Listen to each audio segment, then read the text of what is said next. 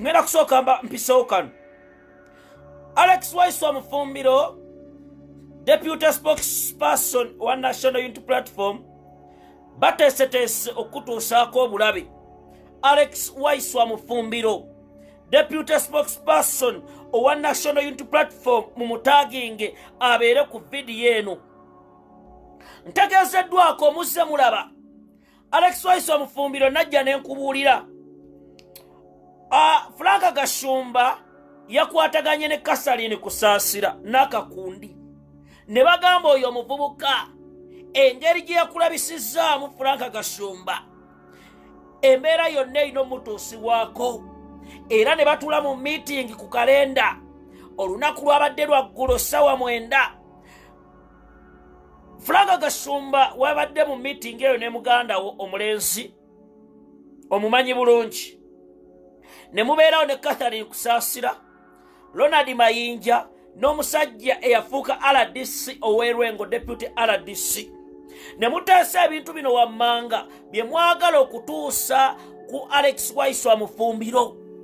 Era Alex Waisw Mufumbiro wuliriza bulungi, kubanga the Nyampians ne Banyamulenge bali mu ddiiru eyagala okusajjaka okujjawo n'okutta. Alex Waisw Mufumbiro, Frank Gashumba omusumaali gwe wamukuba gwa inchi 10 era ne gumutuulamu. Bakama abe ne batandika okugamba tukoze tutya. NBS ne tukakiseera negamba twafulumya ebiwandiiko bino tuli mu kwekuba ndobo tugenda kugwa.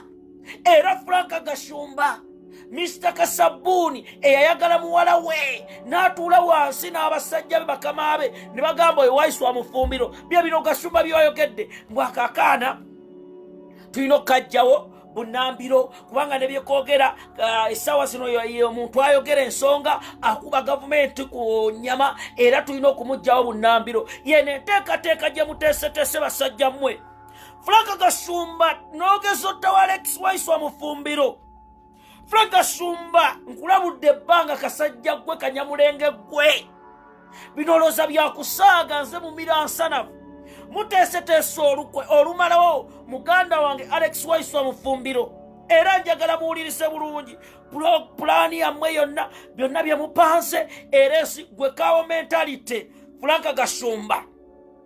Nja okugamba abantu bangi bwe musse oyagala okukola ddiiru eno ey'okusaanyawo Alex Waisw Mufumbiro mu bbanga eritali lya wala olw'okuba yakubye inchi 5. Wulirize mboozi ekisooka.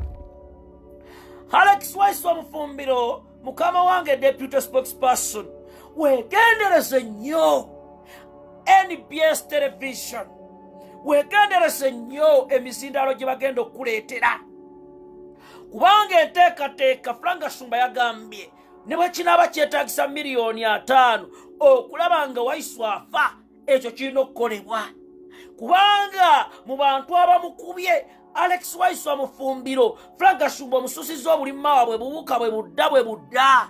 Era yayogedde bw'ati bafunye abavubuka ku ttiimu eyavudde e Rwanda ng'eno Andrew Mwenda ne ttiimu be baba muwadde. Bagenda kukutuusaako obulabe Alex Waisw Mufumbiro. Wawasula otambula naani? Kubanga the Nyampians ne Banyamulenge baagala okukuggyawo Bunambiro. Era drone yange entegeezeswa labula Alex Waisw Mufumbiro wawaalya, kubanga Frank Gashumba bamuwadde ddiiru okulaba ng'anyigayo omu ku banene mu Nuupu, omu ku banene abali ku nkizo. Mufumbiro tomanyi ngeri abasajja gy'obasuza nga tebebase olw'emyaka gyo n'amagezi go.